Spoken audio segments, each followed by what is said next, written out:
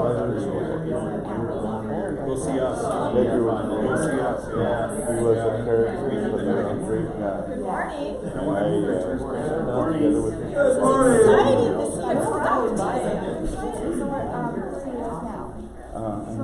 Welcome to LaunchPad Meet-Up. I know I see a lot of familiar faces. People I haven't seen in quite a while, so it's great to sit in and back.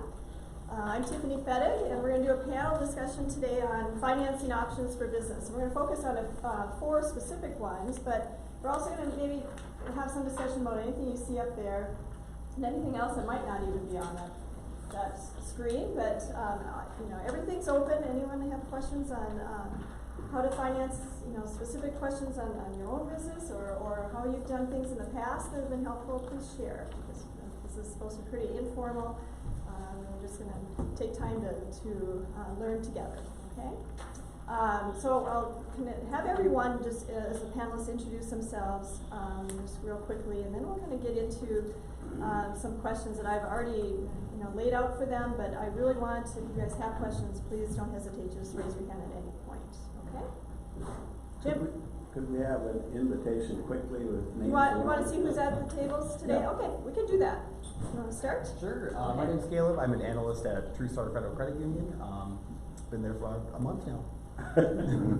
Perfect. Hi, my name is Jared Pink. I'm the business lender branch administrator for True Star here in Bemidji. My name is Eric Nelson. I currently work at Reed Sports in Walker, Minnesota. Was working for Headlight Revolution in town here before they moved out to Atlanta. And I have a couple of rentals in town. That's where this camping cruise is. I'm Joe Chupesky. I'm a planning consultant. Company is JFC Strategic Services. Sure. Rebecca and Mark Wilkowski, we own a couple businesses here in town, Brooks and More, and we just bought a Union Station next door. Cool. Kevin?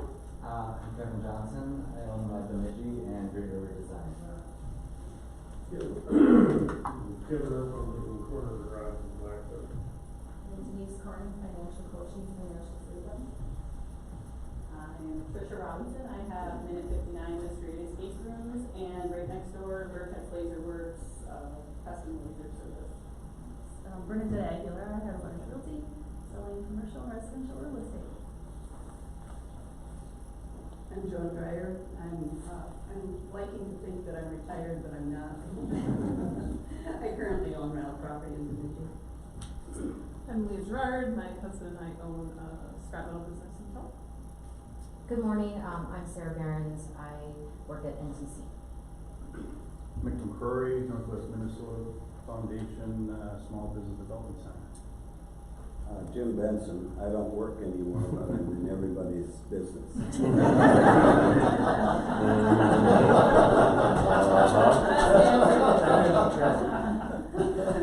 I'm Vicki Hatteen, and I'm at HRFC.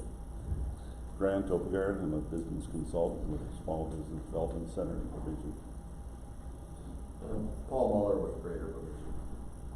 All right. Well, let's see who we have up here as panelists. Carl, you want to start and tell us a little bit about where you're from and Are you sure you don't want to go ladies first? Since girls are on that side of the room, boys are on this side of the room. I'm Is that choosing you want me? Yeah. Okay. All right. Just I wanted to be curious. That's very nice. Carl Johnson. I'm a business banker at Security Bank. My wife and I have lived here for 7 years. Nina, my wife, works at Bemidji State University. We got 3 kids, 6, 9, and almost 11, attending St. Philip's here downtown. I've been in banking prior to moving here. I was a banker in Fargo for some years, been about 20 years total. I moved here, I should say we moved here because we were seeking that quality of life aspect.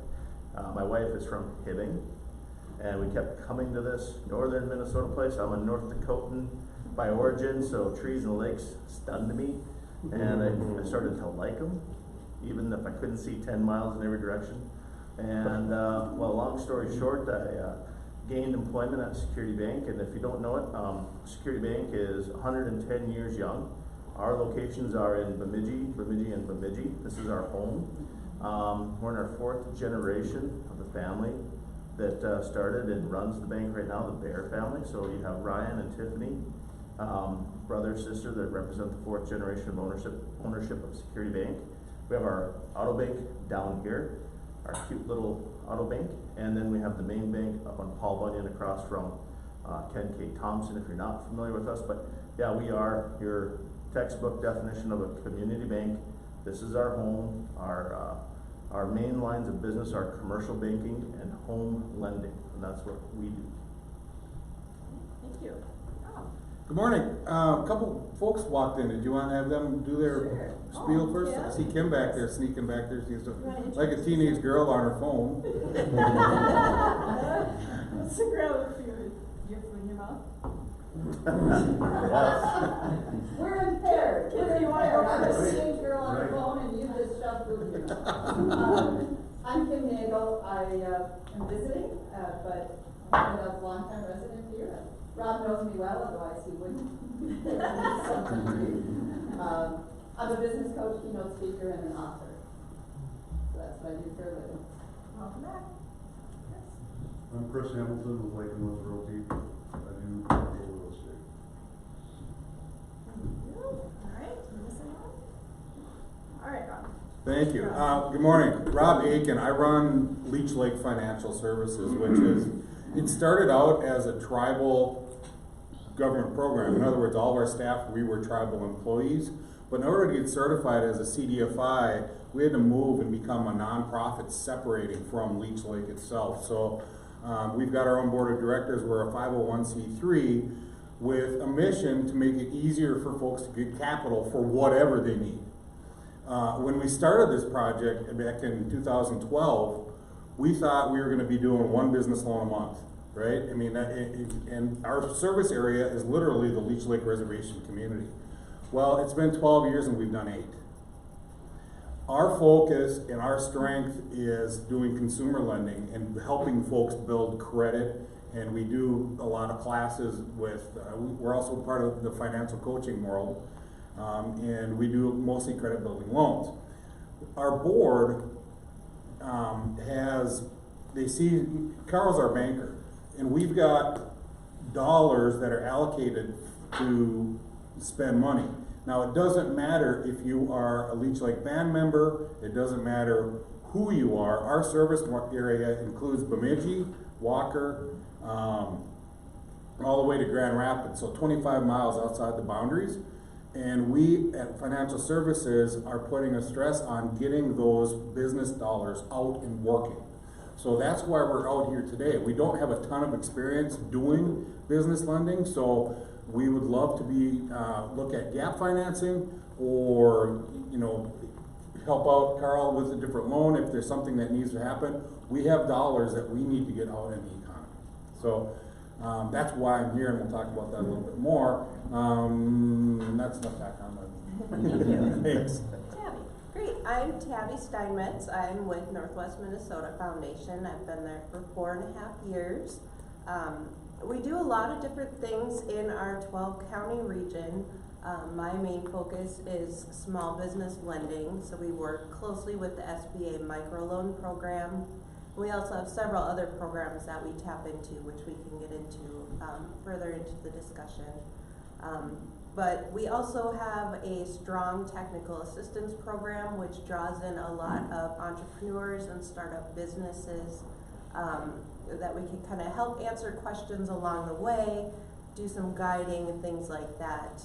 We form strong relationships with other financial entities in the region. We also do a lot of work with the Small Business Development Center, a lot of referrals and that sort of thing. Thank you.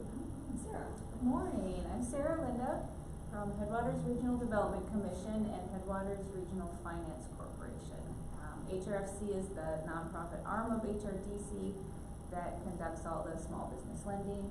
We focus mostly on gap loans. Like Tabi, we have a number of programs that we can access, and like everyone else up here, we partner a lot with other programs and banks in the region. We cover 5 counties, and I'll leave it at that. Great. All right, I'm going to kick it off with a question that I probably get daily, And it's been muddied, the answer to this question has been muddied a lot because of COVID. But I'm just gonna throw it out there and let any one of you, or all of you, put your 2 cents in. Are there grants for small businesses? So grants is, what is it? It's an amount of money that you receive and do not have to pay back, right? Versus a loan. Are there grants for small businesses? Many people come in and they say, well, I'm a woman, I'm a minority, or there's some special business type. There's got to be some grants that can help me get this business off the ground. Is that the case? Not as much as people want. Up until last year. Right. In a way, we have a program that does that. Okay, we'd love to hear about that.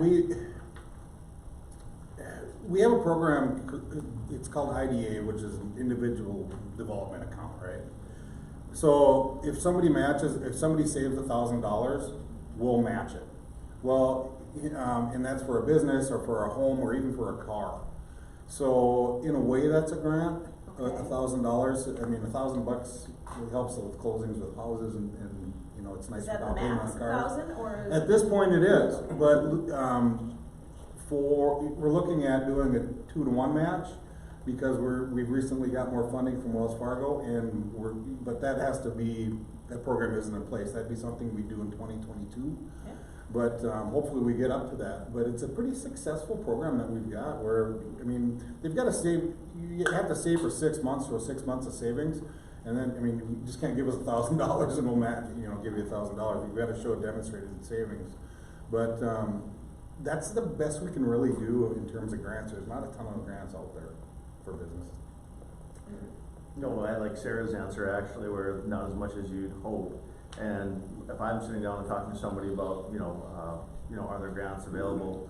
My focus is, of course, you can look at that. If there are some that line up, pursue that. It takes time, like any grant. But I try to focus more so on the lending side because that's what I do. If folks have grants, I certainly refer them to them, but they kind of pop up. They're not a recurring thing all the time. Like, even right now, I know the SBA still has their targeted advance, and I think it's a grant. They call it targeted advance for some weird reason, but and then there's an additional $5,000 you can get for, it's based on if your business has been affected by COVID, either reduction in revenues or it's based on numbers of employees. But that's still one grant that's out there still yet today.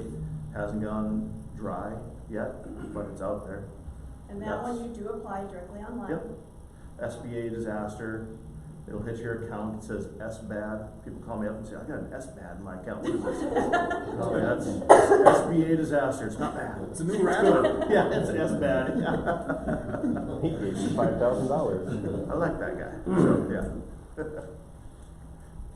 We have a couple that are very, very specific in timing and in business nature.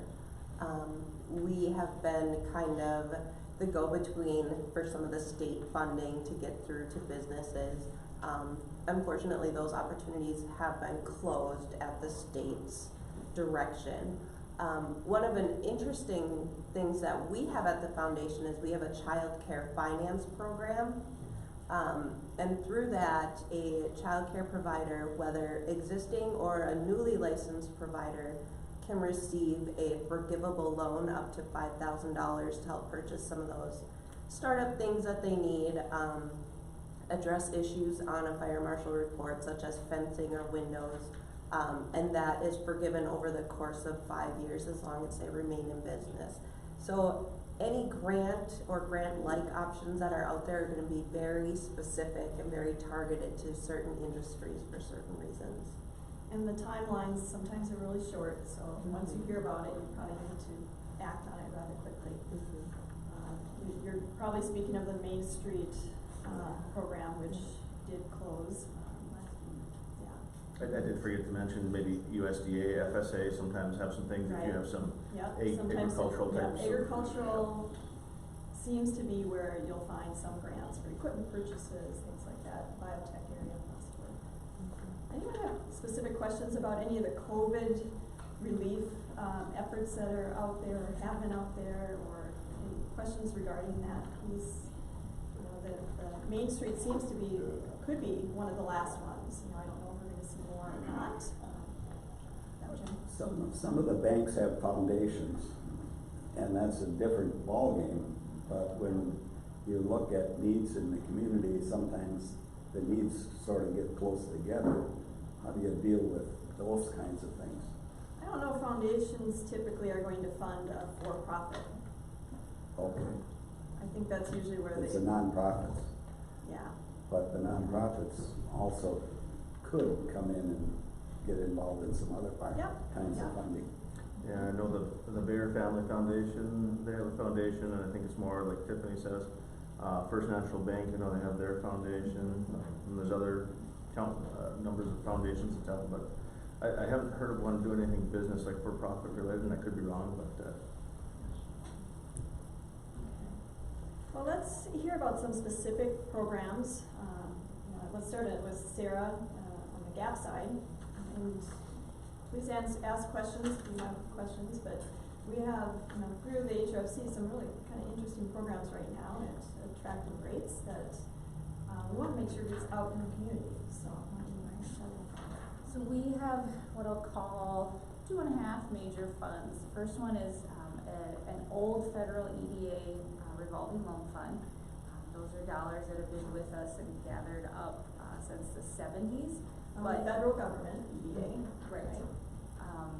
The most recent one that I've been working pretty diligently to get out is the COVID-19 relief fund. So that was, we were approved for $3.1 million in July of 2020 and given 2 years to get it loaned out. So I've got about 1.3 left that we need to loan out, and looking at a deadline of next July to get those dollars out. So I think a couple of us, Carl and I and Jerry and I, we had some conversations about possible uses for those funds.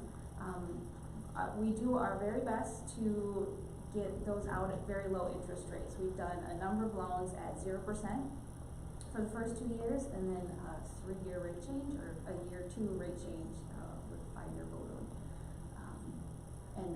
But that rate is going to be dependent on the deal itself. And how COVID related is it? We are looking at that fund as a great opportunity to help local economy come back. And so anything that is has a whiff of job creation or a quality of place service in an area, that's what we're looking at. The funds are best used for things like working capital and fixed assets. So whether that's real estate or equipment, if somebody's trying to do an expansion, that's fantastic. I have to stay away from construction. There's a prevailing wages requirement that makes it very difficult to work with. So we focus on the other parts of it and rely on our other partners for the construction element. And is that kind of what you're looking at for COVID?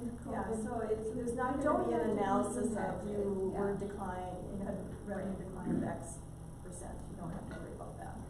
So the other fund that HRFC is a new recipient of, but that the foundation and Greater Bemidji already have, is a Deed Emerging Entrepreneur Loan Program.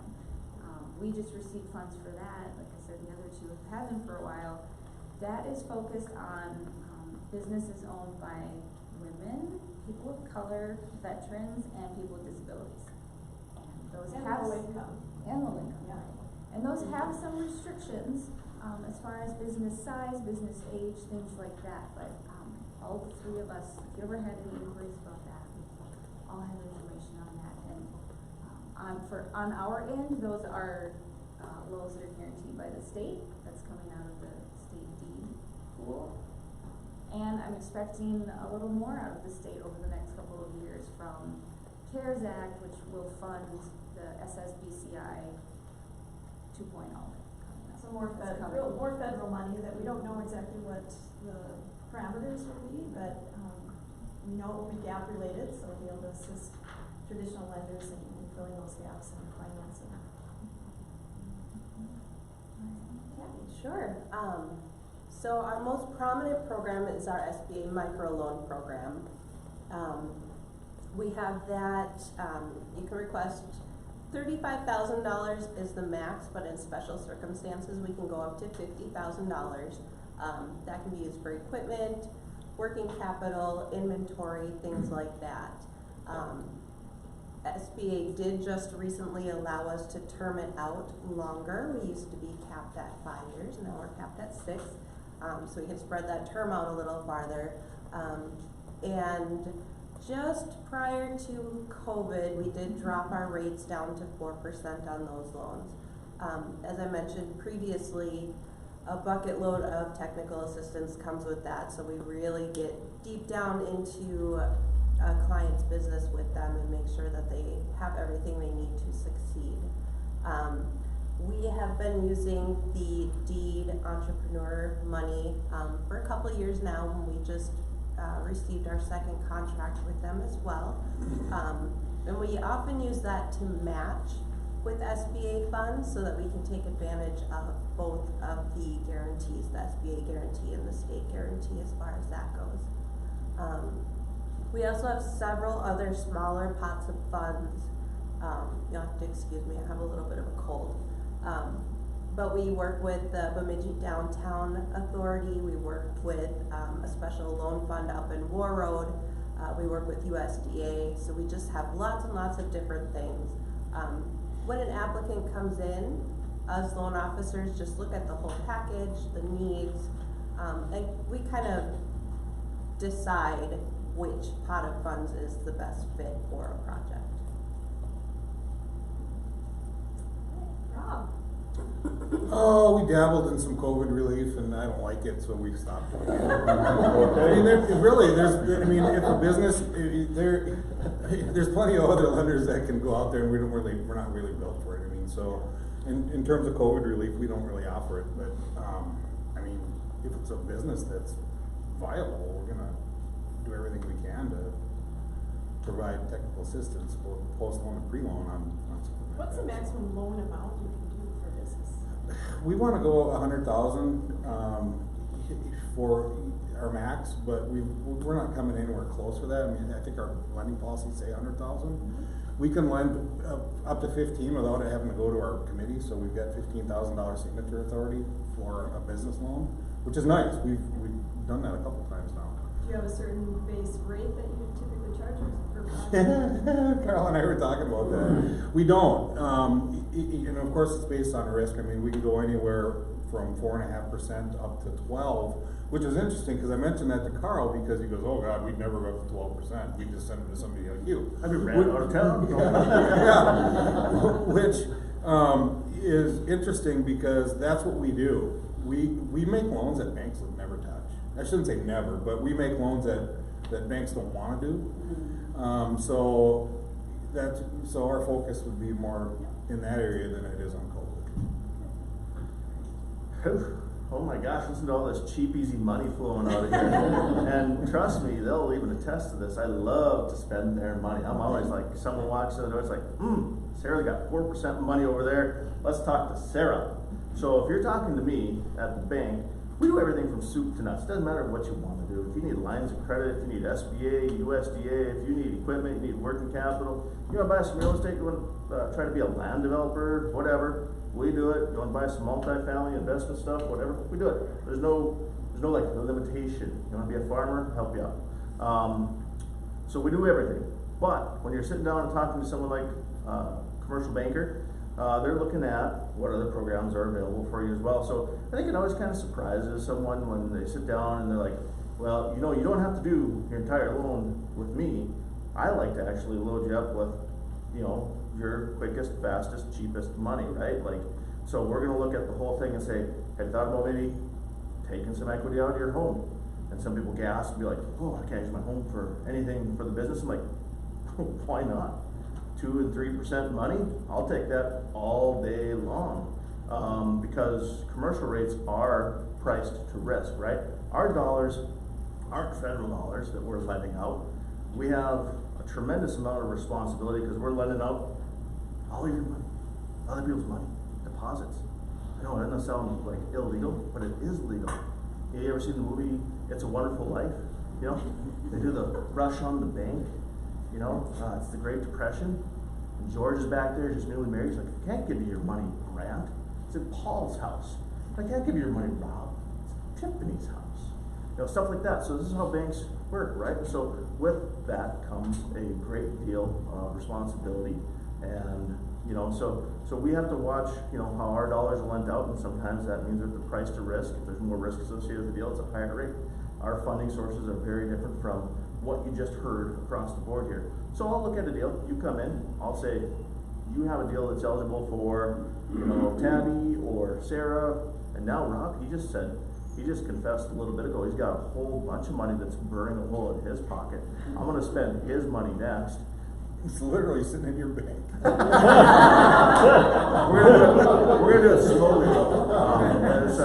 We don't want to get it all up too quick. Now that you put it such way. But so, you know, really, truly anything, you know, a commercial bank is designed to handle anything, whether you're, again, buying a business, starting one up, your retail, your e-commerce, doesn't matter. We kind of do it all, whatever it is that you're doing. So, and that's actually one of the things that I like most about my job is one day that someone's coming in, we're talking about financing this investment property, or we're talking about, you know, hey, I'd like to do some dog grooming or dog boarding, or, you know, I'd like to do something retail-wise downtown, ... It never ends, and it's such a good variety that it keeps it really interesting and keeps me on my toes, because it's always fun to learn how someone makes a living.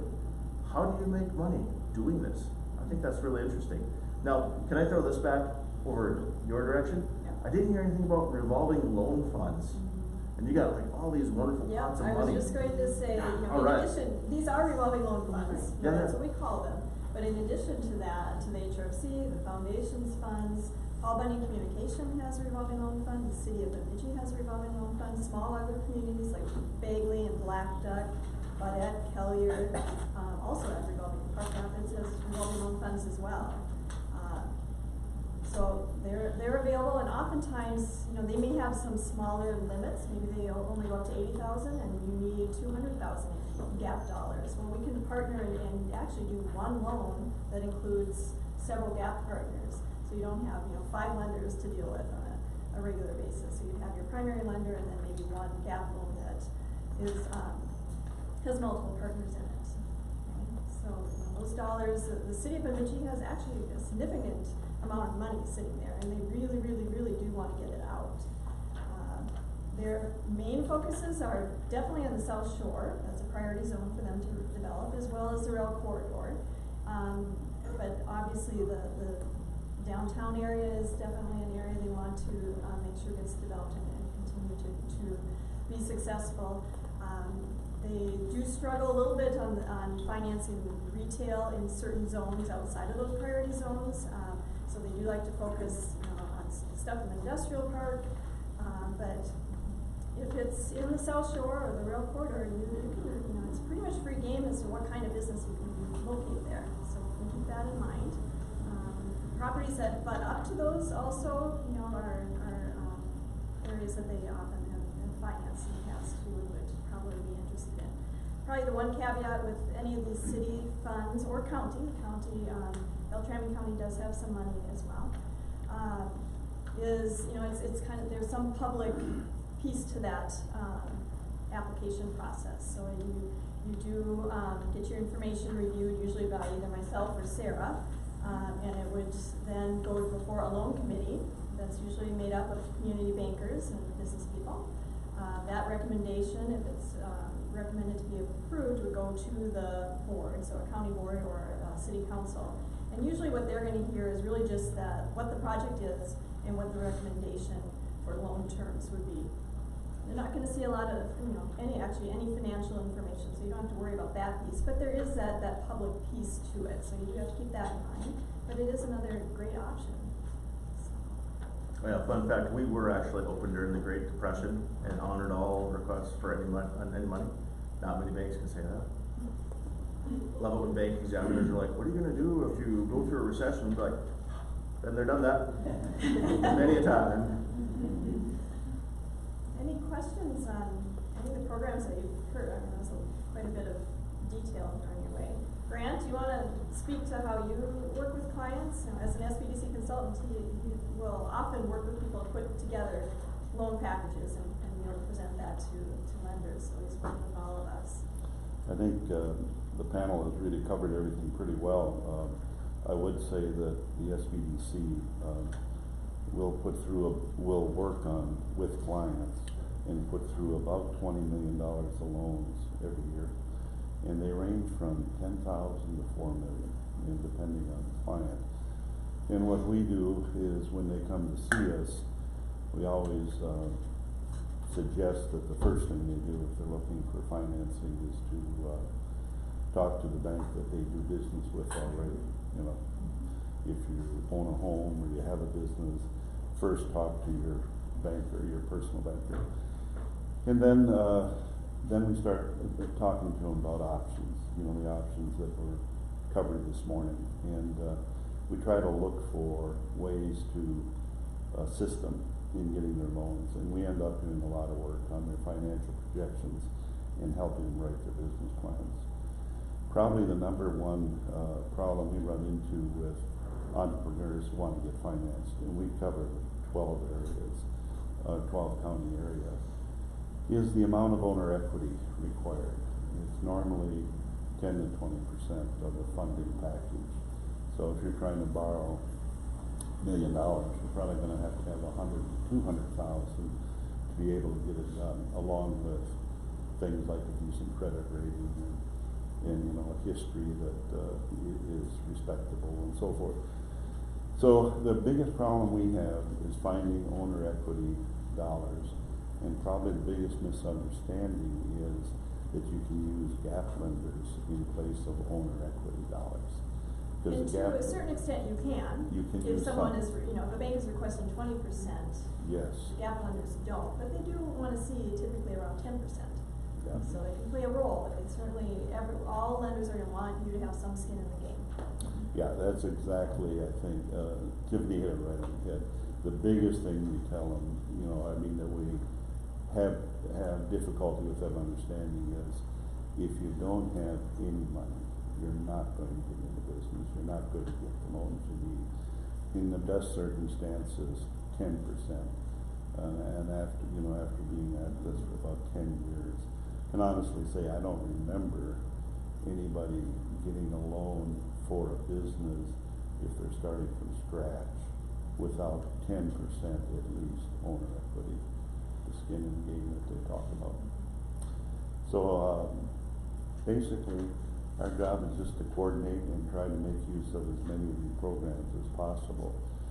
Last thing I'd say, I'm always amazed by the fact that some of these grant programs actually result in money in the hands of our clients. The Minnesota grant, the first time around with the lottery related to COVID, I had 6 or 7 of my clients received $10,000 checks. They were drawn during the lottery, and they all needed it. I mean, they all qualified. Same on the Minnesota Main Street program that's going on now. Kind of curious. I don't know if anyone knows yet. Maybe Tiffany does. How many? There's $4 million in the region. Yeah. You know, so that there's going to be a lot of businesses that are going to benefit from that. Yeah, I'm wondering. Do you know? Anybody know on the panel? What the priority is on the Main Street grants? I mean, are they going to go through like the veterans and possibly women-owned, so forth, and then think so. do a lottery? People that haven't received any prior funding as well. Yeah, I think they're top of the list. Okay. Yeah, that's interesting. Up on the screen are, you know, some other potential financing options, and I think when it comes to equity, sometimes the seller financing piece plays a role. Oftentimes, maybe as a replacement for gap financing, or in addition, we often will partner on projects that are being financed by a bank, but also have seller financing and gap financing. So you can have a variety of different pieces to the puzzle. Can I add a comment about money down and equity and stuff like that? So that's usually, you know, and if I'm meeting with somebody, we're talking about the business, we're talking about all things, or buying something, whatever. That's usually one of the first questions we have to identify right out of the get-go is the money down or equity down, however that comes about. So Grant's spot on. there's so many good things that could happen or that come across our desks that do require that equity into the project. Tiffany and Grant, you're absolutely right. We can use folks like Rob and Tabi and Sarah and Tiffany to an extent, but you know, a situation where it's like 100% finance, where someone's got $0 in and 0 things at stake, do not fly at loan committees. You gotta have that proverbial skin in the game, or you really have nothing at risk, therefore you don't have ties to it when the times get tough. And that's why we require that. But on that, you know, let's just say it's 20%, for example, and it's not always 20%, you know, 10% could be these folks here, because they wanna see a 10% equity investment. And another 10% doesn't mean it's like money out of your mattress or out of the bank or whatever, like cold hard cash. Earlier I talked about maybe taking an equity position or cashing out equity in other assets. Could be the home, could be equipment, could be that you're taking a loan out against a 401k or stocks, etc., etc. Again, every one of those things has its own individual merits and opportunities, but those things are acceptable as well. Some of the very best deals I've ever put together involve folks taking assets they've created over time and have built a nice equity position in and been able to go back at that key moment to make that move and tap into that and say, I'm able to make this big venture, this business purchase or whatever it is, because I've worked hard and I've built this and I've done that, etc., etc. So that's not discounted, that's not left you know, out on the table. You know, that is something that's earned, it's made, it's real, and you can use. Seller financing as well, to an extent, right? Like, you know, you're buying, let's just say, you're buying a resort, which is where you often, I see this quite a bit, or buying any existing business, and you have to have that percentage down.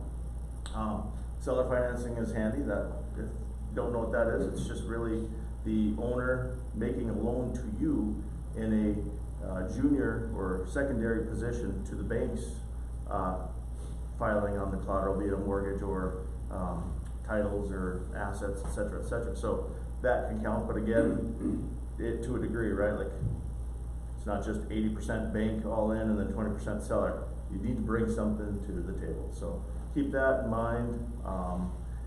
It was Mike Stearns going to be here from MBFC. Couldn't make it. Sorry about that. He ended up having some issues with the loan closing. Yeah. So he wouldn't make it. I think it's interesting because Mike Stearns from Minnesota Business Finance Corporation, they are a certified development company on the same cloud.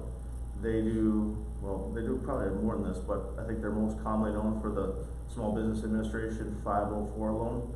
What the heck's a 504 loan? It's a terrible marketing name. They finance like fixed assets, like real estate and equipment. That's all they do. They don't want to touch your working capital or your inventory. They don't do that. That's a different program.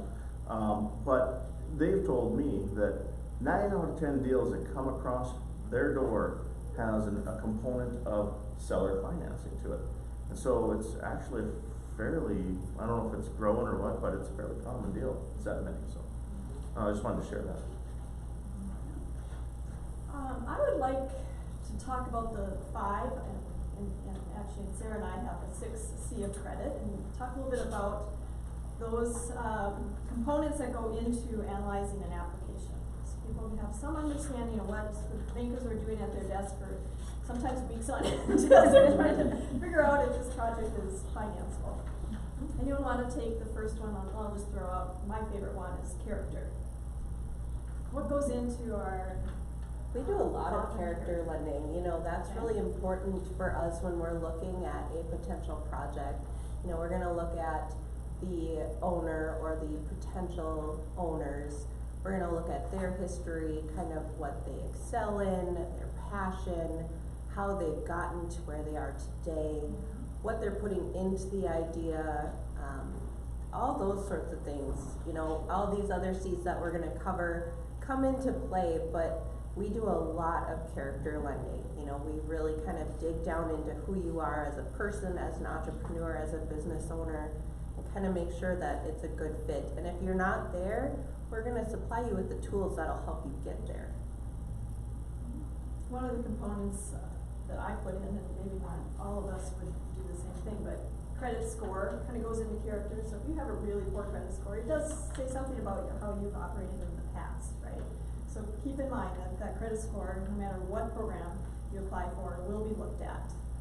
And does play into that character piece. Anyone else have comments on? If you're doing an SBA loan of any kind, you have a little eligibility form to fill out ahead of time. Questions on there are like, have you been convicted of anything more than a minor motor vehicle offense in the last 6 months? And you do need to disclose those. It doesn't make you ineligible, but they are looking to see that you're being truthful and honest.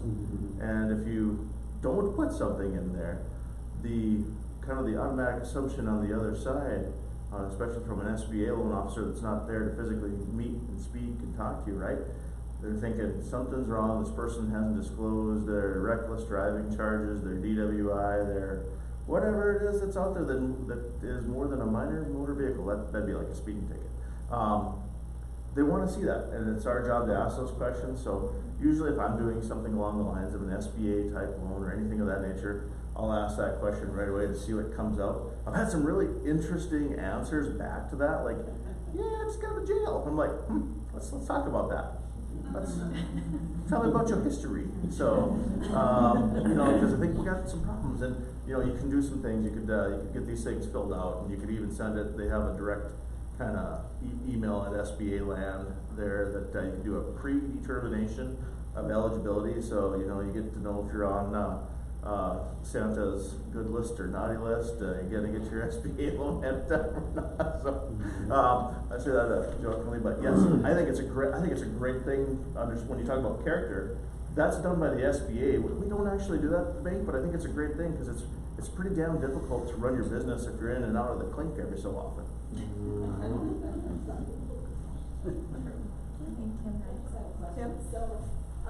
If a person doesn't have a credit score, let's say they've been debt-free their whole life, no credit score at all, and then all of a sudden they're, you know, gonna start a business, how much does that play into getting a startup loan? What's that? You chuckle. Oh, well, the old adage, right, is ghost. Yeah. Bad credit's better than no credit, right? You ever heard that said? It definitely plays in because you're all of a sudden now dealt something you don't know how to react to. Yeah. I can't remember what they said. I can't remember what the credit report says, but it's like you're a ghost. Yeah, you're a ghost. So. Then it, you've got you've had, let's say you worked for X amount of years and you got a lot of money in the bank, you've got a lot of investments, you've got all of that kind of thing, but then you decide, well, I think I'm going to apply for a loan. Is there any chance that somebody gets a loan at the wrong time? When we're dealing with ghosts on our end of it, I mean, we can use non-traditional credit like light bills. And, you know, have you been, you know, how's your phone bill? We can use those and stack those in there, and that's just one of the factors that goes into the decision making. But I can tell you right now, they'd have to come to us, go financial coaching, we do a credit builder loan and get something out there for them. Because as a business owner, they're gonna need more than just the financing we're providing. You're gonna need credit. So we would start and say, look, you're not ready yet. So it's one of those deals that we gotta give this 6 months before we can even get you back at the table. And by the way, we need 3 years of tax returns, so get those things out there too. That's one of the biggest challenges on Leech Lake is getting people to get 3 years worth of tax returns. And it's required for our USDA loans. So, and, you know, I hear skin in the game, and I hear some of these obstacles that are put up for low and moderate income folks. It's just like, wow, no wonder we don't have brown faces out here, because there's so many hurdles that people have to go through just to get their idea working. And that's what we try to do, is we try to eliminate the skin in the game requirements. We try to eliminate, you know, the credit score requirement. And it's a super big challenge. It's a lot harder to do than what we thought, you know, 9 years into this project. So. How about the next C of credit, capacity, cash flow? It's an important one. It's kind of a myth, isn't it? I mean, when you see a business plan, you're going, oh my God, is this for real? You know, I mean, I guess I'm curious to the other lenders how they see what they deal with when they see these cash flows, and you know, I mean, it really is. I mean, it's fiction. If it's a startup, yes, it is the best guess. We, as lenders, hope that is.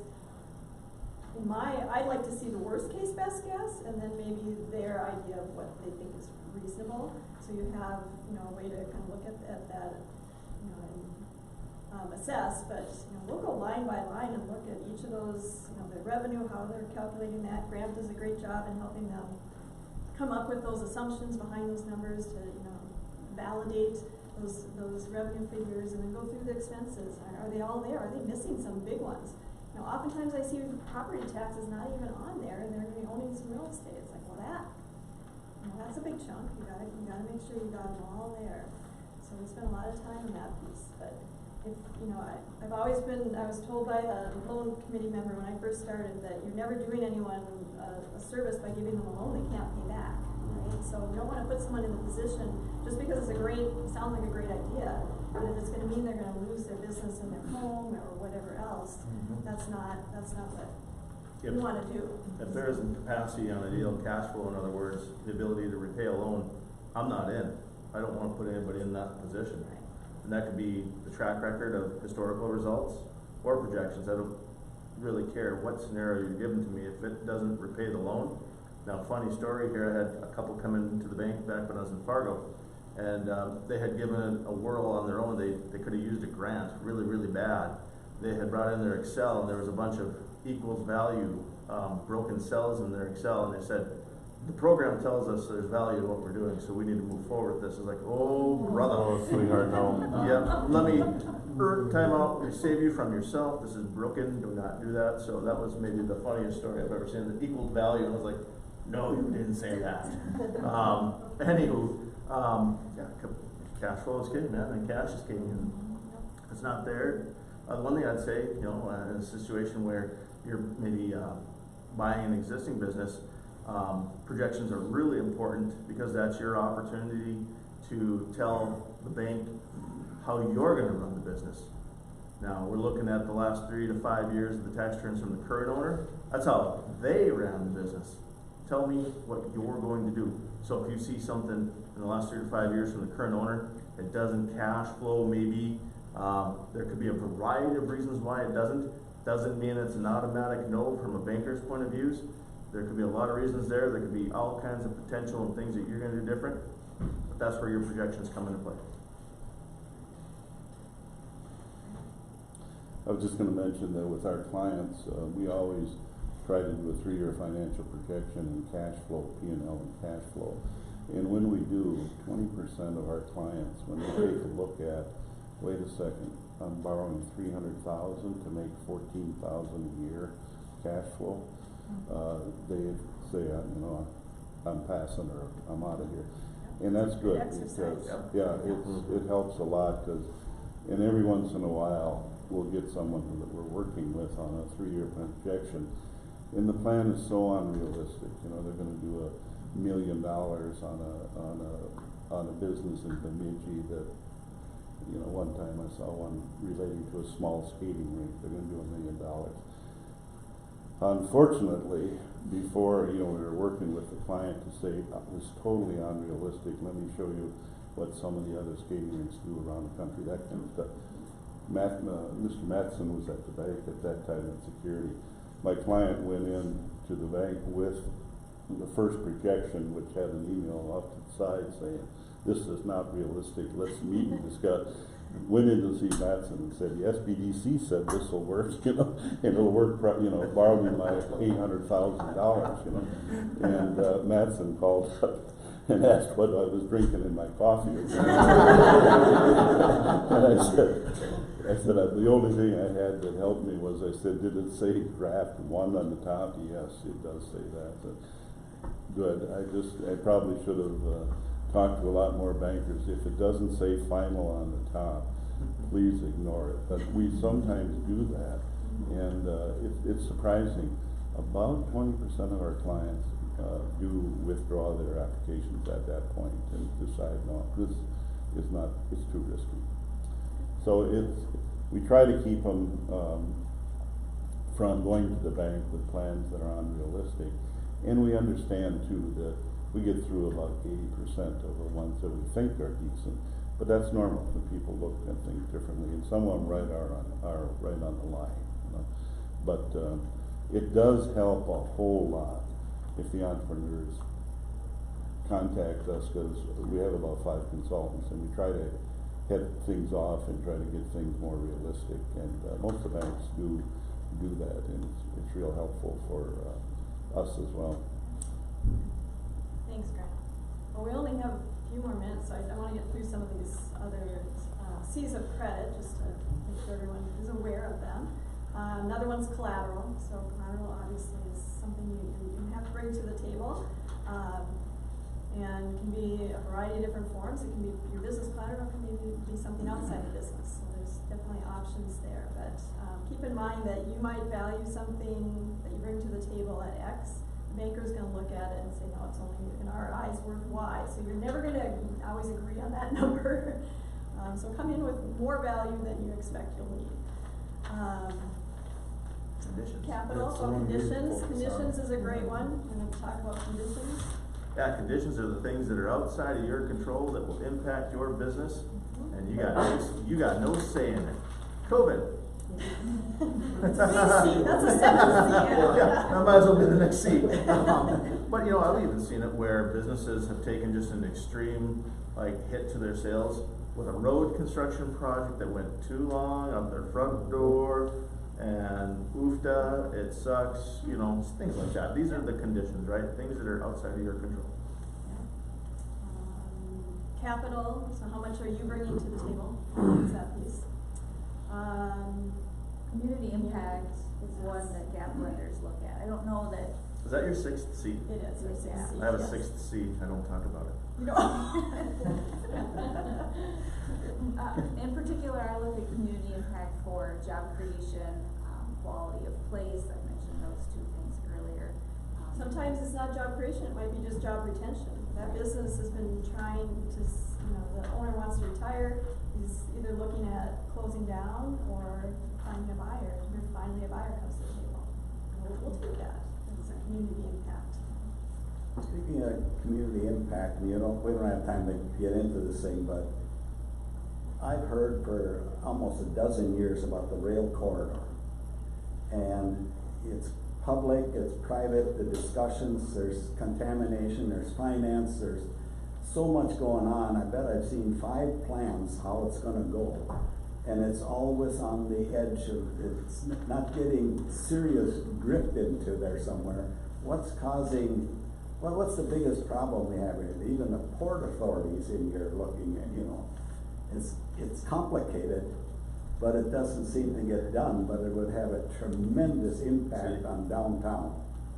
I think as soon as it gets in private hands, action will happen, right? Yeah. So that's the trigger. It has to get to the point where it can get into private hands. Okay. We're getting close. Getting close. I think we're getting close. That's another C, close. One of the things that I guess I didn't hear too much talk about, but I did hear a lot of talk about startup capital and equity and all those kinds of things, which I totally get. But I didn't hear a lot of talk about investors, partners, angel funds, venture capital, that really kind of serve potentially a couple of purposes. Because I work with a lot of young folks that are wanting to start a business that have nothing, but they have a lot of potential. And the thing with investors and partners and that sort of thing is that they not only can help provide the financial part of it, but they can provide the mentorship part of it to help them along for a period of time until they're on their feet and running. Yes. And so I think that part is a really important part of this piece too, that needs to be explored and expanded. And we, as Greater Bemidji, and Kevin sits on the board, are talking about how can we bring a more formalized equity option to the table for the Bemidji region. And it would be a Bemidji Angel Fund. And an angel fund is where investors come to the table, and in the scenario that we're looking at, it's gonna be it could be very Shark-like, Shark Tank-like, versus a bunch of money being pulled together that just sits there until a deal happens. This would be a bunch of investors saying that they want to invest in businesses and startups in their region, and will come to the table when there's someone that is looking for an investor. And whether 1 or 2 or 5 at the table want to participate and work out an arrangement, it really would be very fluid and open. It could be a combination of debt and equity, and obviously, as Kevin's mentioning, that expertise that they bring to the table is really critical to the piece. So anyone that might have questions about what we're doing there, I'm happy to talk to you later about that, because it's something we really have a passion for. And there are other angel funds within the state. Probably the closest to us is right now in Thief River Falls. But it's an option that should be on the table, because at certain points in a business's growth, you may not have the assets to be bankable, to take it to that next level, and sometimes that equity piece is just critical to your success. Well, I think we need one really bad in our area, and Kevin, your point